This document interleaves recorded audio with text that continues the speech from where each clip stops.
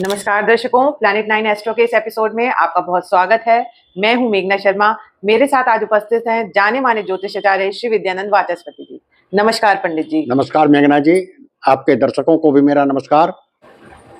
दर्शकों, पिछले कुछ समय से हम अपना वीडियो नहीं ला पाए क्योंकि पंडित जी श्राद्ध नवरात्रों की पूजा विधि में बहुत व्यस्त थे। बहुत टाइम बाद हम अब नया ये श्रृंखला शुरू कर रहे हैं।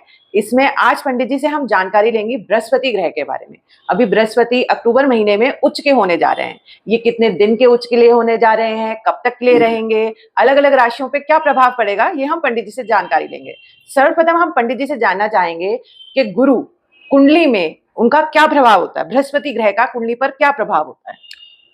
मेघना जी, बृहस्पति ग्रह का मानव जीवन या संपूर्ण पृथ्वी पर बड़ा प्रभाव पड़ता है जी। कारण क्या है कि बृहस्पति की दूरी पृथ्वी से 3,65,000 किलोमीटर है। अच्छा। लेकिन बृहस्पति ग्रह का आकार बहुत बड़ा है। अच्छा। इतना बड़ा है कि 1300 पृथ्वी बृहस्पति ग्रह में समा सकते हैं। अब देख लीजिए इससे कितना बड़ा है। भारी ग्रह कहा जाता है, इसलिए ब्रह्मांड का सबसे बड़ा ग्रह कहे जाते हैं। अच्छा। इसलिए पृथ्वी पर बृहस्पति ग्रह का पूर्ण प्रभाव रहता है जी। अब इस समय उच्च के तो होने जा रहे हैं जी जी, लेकिन अतिचारी हैं जी। ये 14 मई 2025 को जब मिथुन राशि में प्रवेश किए तब से अतिचारी हो गए।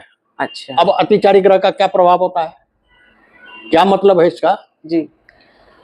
जब बृहस्पति अपने सामान्य गति से अधिक तेज गति से चलने लगते हैं तो इसे अतिचारी कहा जाता है जी। अब ये अतिचारी हुए भी हैं तो अपने सामान्य गति से कितना अधिक तेजी से चल रहे हैं, तो अपने सामान्य गति से 3 गुना अधिक तेज गति से चल रहे हैं बृहस्पति जी, जिसका देश दुनिया पर भी बहुत बड़ा प्रभाव पड़ता है जी। अब देश दुनिया पर प्रभाव पड़ने का कारण बृहस्पति मीन राशि के स्वामी हैं जी। मीन राशि समझ लीजिए कि संपूर्ण ब्रह्मांड है, तो पूरे ब्रह्मांड पर इसका प्रभाव पड़ता है। जब कोई ग्रह बहुत तेज गति से चलते हैं तो झंझावात भी बहुत उत्पन्न होते हैं जी। अब झंझावात जब उत्पन्न होते हैं तो देवगुरु बृहस्पति धर्म ज्ञान के भी प्रतिनिधि हैं। अब ये अतिचारी होने के कारण इस पूरे ब्रह्मांड में, पूरे पृथ्वी पर धर्म और संप्रदाय, देश और देश का टकराव बहुत अधिक होने जा रहा है।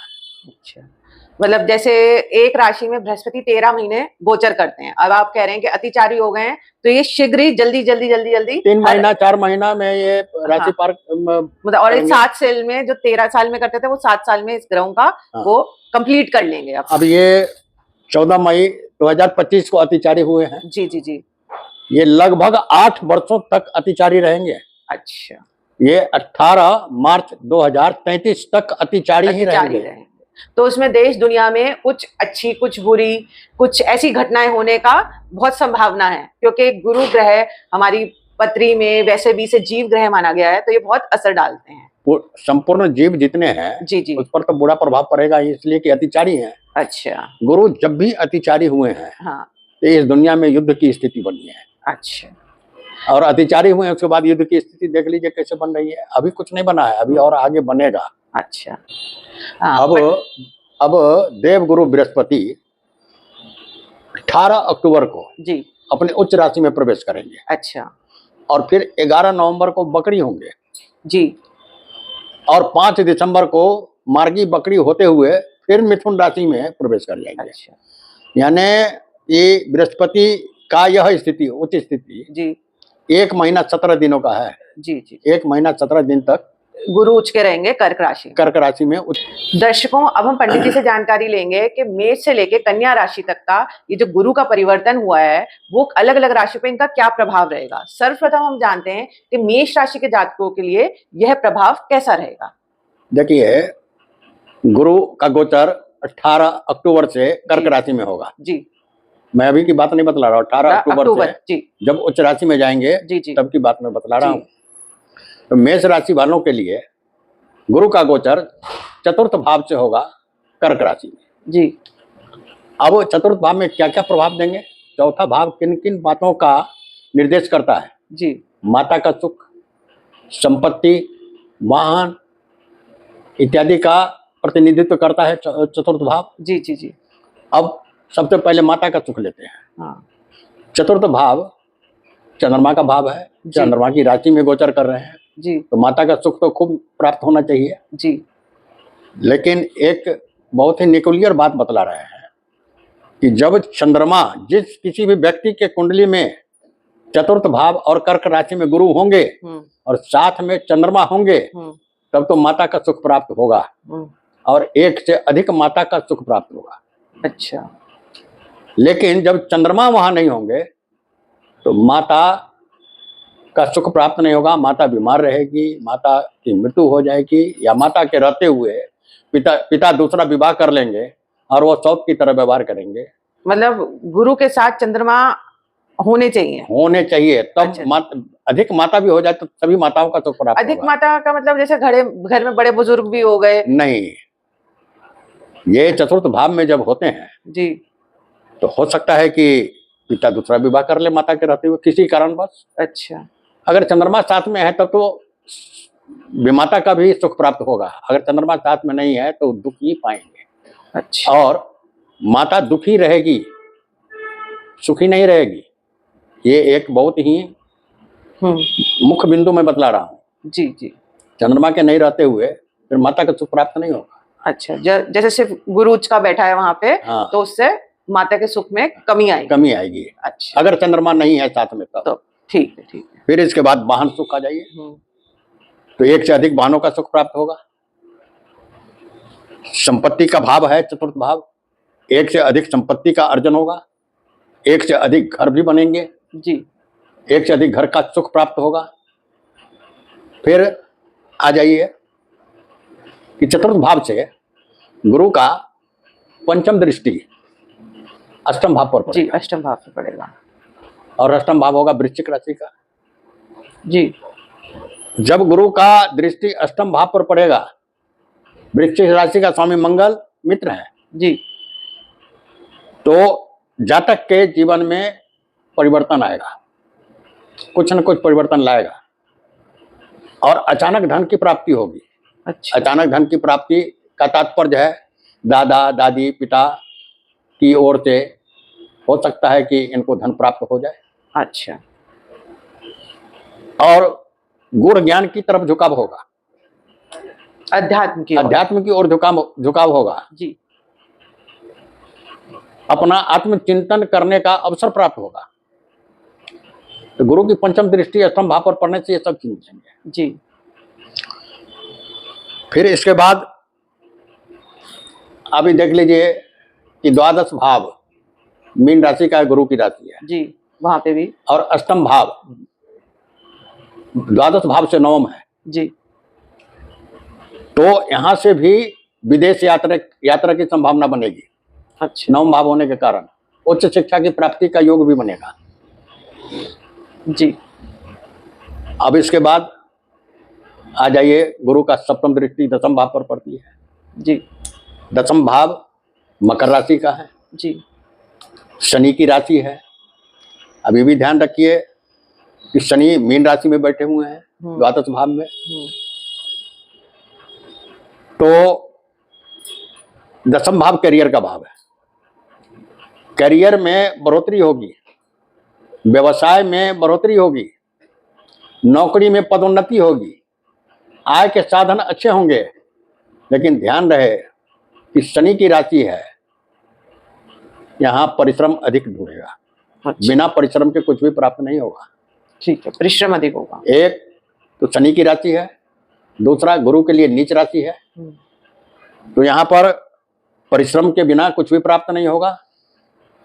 इस बात का भी ध्यान रखिए अहंकार की भी वृद्धि होगी, जिससे लोगों का संपर्क खराब होगा, तो अहंकार भी नहीं होना चाहिए। इसके बाद आ जाता है नवम दृष्टि। नवम दृष्टि 12वें भाव पर पड़ेगा जो मीन राशि है, बृहस्पति की अपनी राशि है, तो यह मोक्ष का भाव है जी। 12वां भाव मोक्ष का भाव है, देव स्थान है।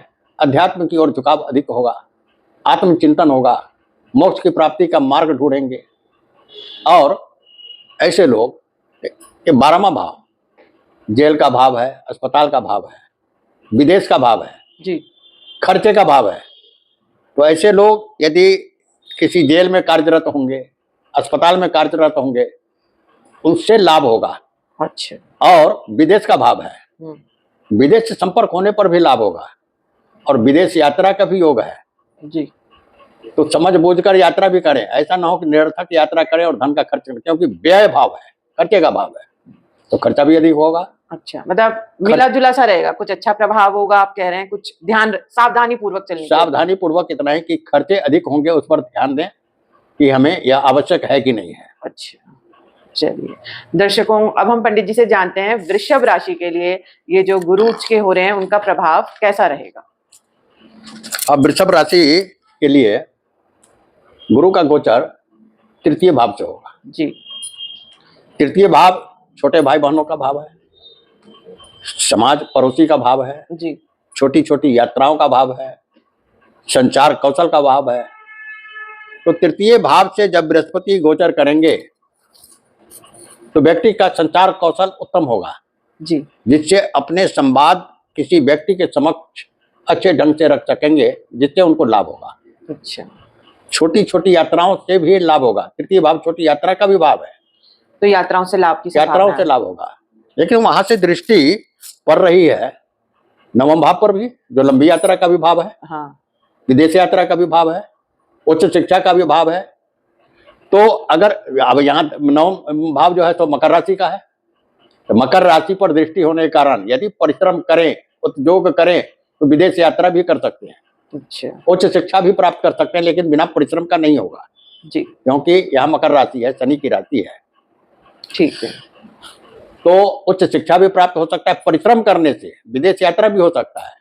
मतलब भाग्य की वृद्धि करेंगे क्योंकि नवम भाव में दृष्टि होगी। हाँ, तो बिना परिश्रम के मैं यही कहने जा रहा हूँ कि भाग्य का भी भाव है, भाग्य की भी वृद्धि होगी, लेकिन परिश्रम से, परिश्रम जरूरी है। और तृतीय भाव छोटे भाई बहनों का भी है, छोटे भाई बहनों से भी वातावरण अच्छा रहेगा जी, इसमें कोई कमी नहीं आएगी। अब इसके बाद पंचम दृष्टि कहां पर रहा है? सप्तम भाव पर।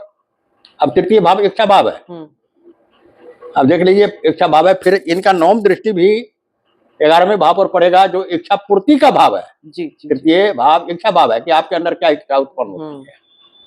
इसके बाद सप्तम भाव पर पंचम दृष्टि आती है, तो आपको पारिवारिक सुख, अपने पत्नी का सुख, व्यवसाय का सुख, पार्टनर का सुख प्राप्त होगा जी, पंचम दृष्टि पड़ने से जी।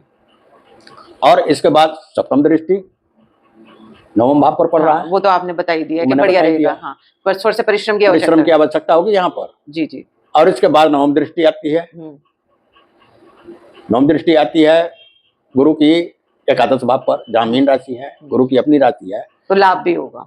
तो आय के स्रोत खुलेंगे, करियर में वृद्धि होगी, नौकरी पेशा में उन्नति होगी, आय की तो वृद्धि होगी ही, साथ साथ इच्छाओं की पूर्ति भी होगी। इच्छा भाव से गुरु चले हैं और इच्छा पूर्ति भाव पर समाप्त हो रहे हैं, इच्छाओं की पूर्ति ही होगी, अवश्य पूर्ति होगी। चलिए, जो भी इच्छा करेंगे उसकी पूर्ति होगी। चलो, वृषभ राशि के लिए तो बढ़िया ही रहेगा ये गोचर। अब हम जानते हैं कि मिथुन राशि के जातकों के लिए ये जो गुरु का गोचर है वो कैसा रहेगा। मिथुन राशि वालों के लिए गुरु का गोचर द्वितीय भाव से होगा जी। द्वितीय भाव धन का भाव है, परिवार का भाव है, परिवार वृद्धि का भाव है, वाणी का भाव है, कुटुंब का भाव है। तो निश्चित रूप से धन की वृद्धि करेंगे, ये वृद्धि नहीं करेंगे, धन संयोगने की प्रवृत्ति भी देंगे, धन का संयोजन भी होगा, वाणी में मधुरता रहेगी, जिसके कारण दूसरों से मधुर संबंध बना सकेंगे, मधुर संबंध बनाने से भी लाभ होगा। परिवार में सामंजस्य की स्थिति रहेगी, एक दूसरे का सहयोग प्राप्त होता रहेगा जी। और धन की वृद्धि, वाणी की मधुरता के कारण परिवार में सामंजस्य सुख रहेगा, सुखी रहेगा जी। इसके बाद इनकी पंचम दृष्टि छठे भाव पर पड़ती है जी। अब छठे भाव पर दृष्टि पड़ने के कारण रोग से मुक्ति होगी, कर्ज से मुक्ति होगी, शत्रुओं से मुक्ति होगी, क्योंकि ये संवाद कौशल इनका अच्छा रहेगा, वाणी में मधुरता रहेगी, तो शत्रु भी मुलायम होंगे, अपनी शत्रुता त्यागेंगे। अच्छा। तो छठे भाव पर पड़ने से रोग, ऋण और शत्रु से मुक्ति मिलने की पूर्ण संभावना है। यदि कर्ज हो तो कर्ज भी चुकाए जा सकते हैं। जी जी, और फिर दोबारा कर्ज नहीं होंगे। ठीक है। इसके बाद दसम भाव पर पड़ती है इनकी नवम दृष्टि। जी, चलिए सप्तम दृष्टि पहले ले लेते हैं। हाँ। सप्तम दृष्टि अष्टम भाव पर पड़ेगी। अष्टम भाव मकर राशि का है। फिर यहां अचानक धन की प्राप्ति होगी, जीवन में बदलाव आएगा, जीवन खुशहाल होगा, अध्यात्म की ओर झुकाव होगा, लेकिन इसमें परिश्रम ज्यादा लगेगा। बिना परिश्रम का ये सब बातें प्राप्त नहीं होगी। अच्छा। फिर इसके बाद नवम दृष्टि आ जाती है दसम भाव पर। दसम भाव करियर का है, समाज का है, व्यवसाय का है, जी, नौकरी का है, स्टेटस है हमारा। स्टेटस है हमारा। तो निश्चित रूप से हमारे राज्य की वृद्धि होगी, क्योंकि करियर में वृद्धि होगी तो हमारे नौकरी पेशा में भी पदोन्नति होगी, आय भी बढ़ेंगे। व्यवसाय अगर करते हैं तो व्यवसाय में भी वृद्धि होगी। सामाजिक वातावरण भी अच्छा रहेगा, समाज के लोगों का सहयोग भी मिलेगा, जिससे मन प्रसन्न रहेगा। अच्छा। और सब सुख की प्राप्ति करेंगे। अच्छा, मतलब गुरु के गोचर में सब सुख की प्राप्तियां होंगी। जी हाँ जी। दर्शकों, अब हम जानते हैं कि कर्क राशि के जातकों के लिए ये जो गुरु का गोचर है वो कैसा रहेगा। देखिए, गुरु का गोचर कर्क राशि वालों के लिए लग्न से ही होगा। जी। गुरु जब लग्न में होंगे तो लग्न भाव से क्या होता है, व्यक्तित्व, शरीर रोग मुक्त रहेंगे, शारीरिक वृद्धि होगी, व्यक्तित्व की वृद्धि होगी, मान सम्मान में वृद्धि होगी, धन की वृद्धि होगी, इसलिए और भाग्य की भी वृद्धि होगी, पिता से भी सहयोग प्राप्त होगा। तो गुरु का गोचर कर्क राशि वालों के लिए लग्न भाव से होने में ये सब लाभ है। फिर इसके बाद पंचम दृष्टि पांचवें भाव पर पड़े। जी, संतान भाव। संतान है, प्रेम संबंध है, निवेश है, शिक्षा है, विद्या बुद्धि विवेक है, इन सब में वृद्धि होगी। बढ़िया रहेगा, ये सब अच्छा रहेगा। जी जी जी। इसके बाद आइए नवम दृष्टि, सप्तम दृष्टि सप्तम भाव पर पड़ेगी। जी, मकर राशि है वहाँ। अच्छा, तो अच्छा तो रहेगा, लेकिन सावधानी बरतनी होगी। अच्छा, यही परिश्रम है यहाँ। परिश्रम शारीरिक और दिमागी, शारीरिक नहीं दिमागी परिश्रम है कि सावधानी बरतनी होगी। कुछ ऐसी बातें ना हो, अहम न करें पत्नी के साथ, पार्टनर के साथ, व्यवसाय में पार्टनर के साथ, ये बिगाड़ हो जाए। अगर समझ बूझ के रहना है, जो भी साझेदारी होगी जिसमें, हाँ, उसमें समझ बूझ के जरा चलना पड़ेगा। हाँ। इसके बाद नवम दृष्टि आती है नौवें भाव पर, जहाँ मीन राशि है, गुरु की अपनी राशि है। तो निश्चित रूप से भाग्य में वृद्धि होगी, धार्मिक कार्यों में बढ़ चढ़ कर भाग लेंगे, धार्मिक कार्यों पर खर्च भी करेंगे, शिक्षा भी उच्च शिक्षा प्राप्त करेंगे, तो उसमें कहीं रुकावट नहीं आएगी। लंबी यात्रा भी कर सकते हैं, विदेश यात्रा का भी योग बन सकता है, और इन सबों को करने में भी कहीं कोई कठिनाई नहीं होगी, बिल्कुल सुखी और संपन्न रहेंगे। तो कर्क राशि में तो वैसे ही उच्च के होंगे तो वो अच्छा ही फल प्रदान करेंगे। जी, अब आगे हम जानते हैं कि सिंह राशि के दर्शकों, सिंह राशि के जातकों के लिए ये जो गुरु का गोचर है वो कैसा रहेगा। देखिए, सिंह राशि वालों के लिए गुरु का गोचर 12वें भाव से होगा। अब 12वां भाव अध्यात्म का भाव है, मोक्ष का भाव है, अस्पताल का भाव है, जेल का भाव है, विदेश यात्रा का भाव है, खर्चे का भाव है। इतना है इसमें, है तो और भी बहुत कुछ। मनुष्य के जीवन में मुख्य रूप से जितनी बातें आती है उतना मैं बतला रहा हूँ कि गुरु जब 12वें घर में कर्क राशि में उच्च का होकर गोचर करेंगे तो व्यक्ति अगर किसी जेल में, अस्पताल में कार्यरत हो तो उससे लाभ होगा, विदेश से भी लाभ होने की संभावना है, मोक्ष अंतर ज्ञान प्राप्त होगा। देव स्थान है, 12वां स्थान देव स्थान है, अंतर ज्ञान की प्राप्ति होगी। लोग अपने भीतर की ओर मुड़ के अपना आत्मनिरीक्षण करेंगे, आत्मबल मजबूत रहेगा। जी, साथ साथ ये व्यय का भी भाव है। जी, खर्चे का भी है। खर्चे का भाव है, कर्क राशि है, चंचल राशि है। हाँ। चंचलता न लाए खर्च में।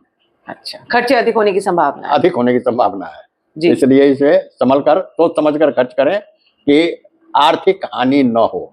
जी जी जी।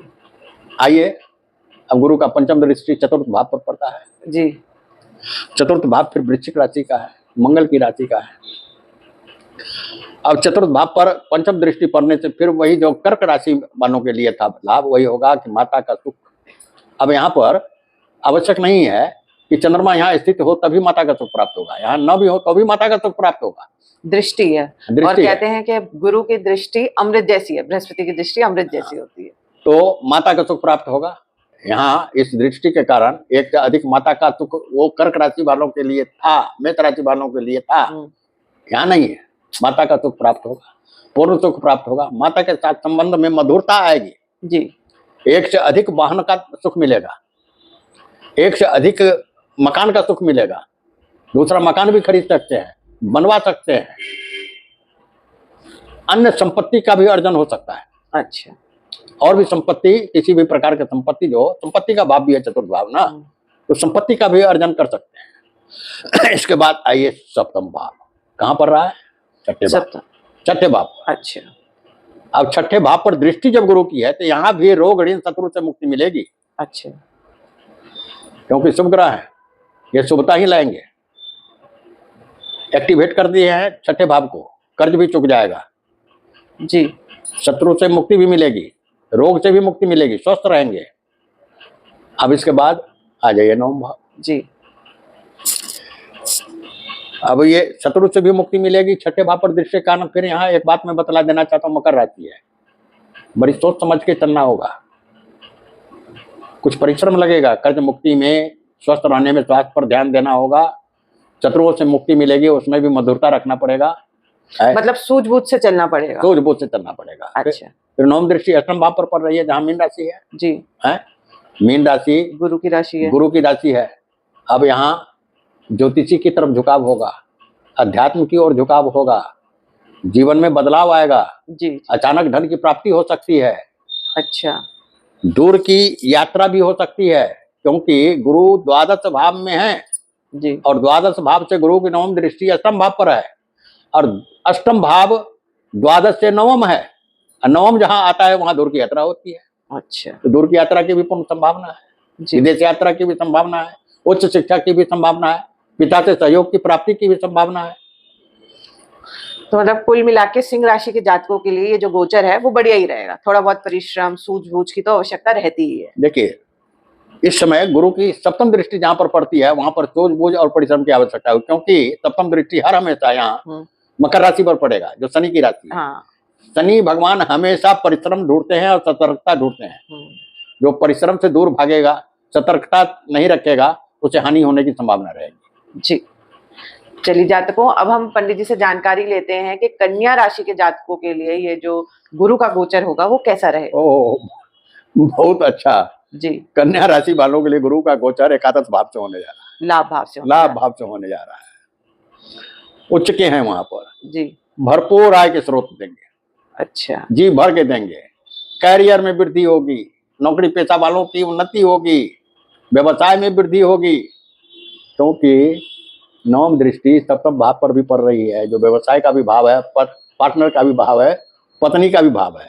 तो खैर पहले तो हम ये जान लें एकादश भाव से क्यों ऐसा होगा कि आय के स्रोत नए नए खुलेंगे, करियर में वृद्धि होगी, नौकरी पेशा वालों को उन्नति होगी, आय की वृद्धि तो है ही, सामाजिक प्रतिष्ठा बढ़ेगी, मित्रों का सहयोग प्राप्त होगा, और तो और एकादश भाव में गुरु उच्च के हैं, संपूर्ण इच्छाओं की पूर्ति करा देंगे, जो भी इच्छा होगी उसकी पूर्ति करा देंगे।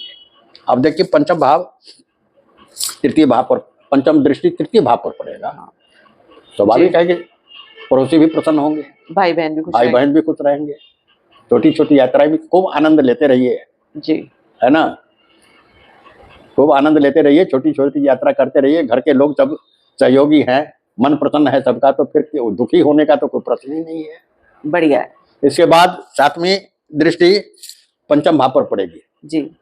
पंचम भाव विद्या बुद्धि विवेक संतान का भाव है, शिक्षा का भाव है जी। यहाँ थोड़ा परिश्रम ढूंढेगा और सतर्कता। अपने बच्चों के साथ ऐसी बात न करें कि उन्हें तकलीफ हो जाए और कुछ इधर उधर की बात सोचने लग जाए जी। एक दूसरी बात, विद्या बुद्धि विवेक को जरा ठीक ठाक रखें, विवेकहीन न बने कहीं पर, तो अच्छा रहेगा। पंचम भाव प्रेम भाव भी है जी, तो फिर यहाँ पर प्रेमी और प्रेमिका के संबंध में बड़ी सतर्कता रखनी होगी, अपने को अहम नहीं रखना पड़ेगा, क्योंकि ये अहंकार भी दे देते हैं, अच्छा, इस दृष्टि इनकी दृष्टि जहाँ पे पड़ती है, कभी कभी वो अहंकार भी दे देते हैं, तो इससे मैंपन आ जाता है, उसमें भी लड़ाइयाँ आ जाती हैं, उसमें बिखराव आने की संभावना रहती है। तो प्रेमी प्रेमिका के बीच भी जरा सतर्कता रखें कि बिखराव नहीं हो, उतार चढ़ाव नहीं हो जी। बुद्धि विवेक को अपना ठीक ठाक रखें। पंचम भाव निवेश का भी भाव है। निवेश करने से भी आपको थोड़ा प्रतीक्षा अवश्य करनी होगी, लेकिन लाभ अवश्य होगा। अच्छा, क्योंकि गुरु की दृष्टि सीधे पड़ रही है आय भाव से, तो लाभ देंगे ही, लेकिन प्रतीक्षा कराएंगे, क्योंकि शनि बहुत ही धीमा ग्रह है, तो प्रतीक्षा कराएंगे। अच्छा, मित्रों से सहयोग देंगे, मन प्रसन्न रहेगा, सामाजिक प्रतिष्ठा बढ़ेगी। इसके बाद आज अच्छा करियर में भी वृद्धि होगी, नौकरी पेशा वालों को भी उन्नति होगी। और एकादश भाव से गुरु की दृष्टि सप्तम भाव पर पड़ रही, जहां मीन राशि है। वैवाहिक जीवन तो अच्छा रहेगा ही रहेगा जी। जिनका विवाह नहीं हो रहा हो उनको भी विवाह के प्रस्ताव आने शुरू हो, विवाह की संभावना है, पूर्ण संभावना है विवाह की जी।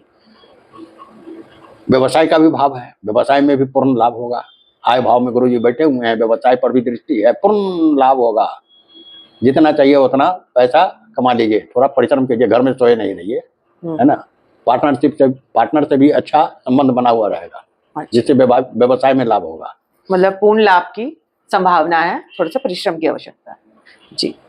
तो दर्शकों, आज हमने पंडित जी से जानकारी ली, जो गुरु ग्रह 18 अक्टूबर को उच्च के हो रहे हैं, वो मेष से लेकर कन्या राशि तक के जातकों को अलग अलग क्या फल प्रदान करेंगे। पंडित जी, आप हमारे दर्शकों को कुछ उपाय बताना चाहेंगे या कुछ पूजा पाठ करें जिससे इनका ये समय अच्छा जाए? देखिए, ऐसे तो अब तक जो राशि फल बताए गए हैं उसमें सभी के लिए अच्छा ही है जी, लेकिन अच्छा में भी और अच्छा हो इसके लिए मैं बतला दे रहा हूँ। जी जी जी, क्योंकि अच्छा गुरु के होते हैं तो वो ज्यादातर लाभ ही देते हैं, तो सभी राशियों में बढ़िया ही है। तो अच्छा में भी अच्छा हो, अच्छा हो रहा है जी जी, थोड़ा अगर उनका कुछ निवेदन कर ले तो और भी अच्छा हो जाए जी। इसके लिए उपाय बता रहे हैं, इसलिए नहीं बता रहे हैं कि कमी है इसलिए उपाय कीजिए, नहीं तो खराब हो जाएगा। अच्छा, इसलिए नहीं बता रहे हैं जी जी। तो सबसे अच्छा उपाय है गुरु गायत्री मंत्र का जाप। मैं समझ रहा हूं कि जितने भी राशि के लोग हैं, जब तक गुरु अतिचारी हैं 8 वर्षों तक, नित्य प्रति गुरु गायत्री मंत्र का जाप अवश्य करें और अच्छा में भी अच्छा होता रहेगा। जी जी जी जी। गुरुवार के दिन न हो तो किसी गरीब व्यक्ति को भोजन करा दें, ये बहुत ही अच्छा उपाय है। दान करने से भी अच्छा होता है, लेकिन मैं एक बात बता देता हूं, जिस किसी भी व्यक्ति के कुंडली में केंद्र या त्रिकोण में धनु राशि हो, मीन राशि हो, वो व्यक्ति दान न करें, क्योंकि जब वो व्यक्ति दान करेंगे तो केंद्र या त्रिकोण बहुत ही अहम भाव होता है जी, उस भाव का वो दान कर देंगे, उन्हें हानि उठानी पड़ेगी। अच्छा, इसलिए भूखे को भोजन करवा सकें तो जरूर करवाएं। हाँ। अच्छा दर्शकों, इसी जानकारी के साथ आज पंडित जी ने हमें दी कि मेष से लेकर कन्या तक गुरु राशि का प्रभाव क्या रहेगा। इसी जानकारी के साथ मैं इस वीडियो को समाप्त करती हूँ। अगर आपको ये जानकारी पसंद आई है तो हमारे वीडियो को लाइक करें और चैनल को सब्सक्राइब अवश्य करें। अगर आप पंडित जी द्वारा जन्म कुंडली का विश्लेषण करवाना चाहते हैं तो नीचे दिए गए नंबर पर संपर्क अवश्य करें। धन्यवाद, नमस्कार।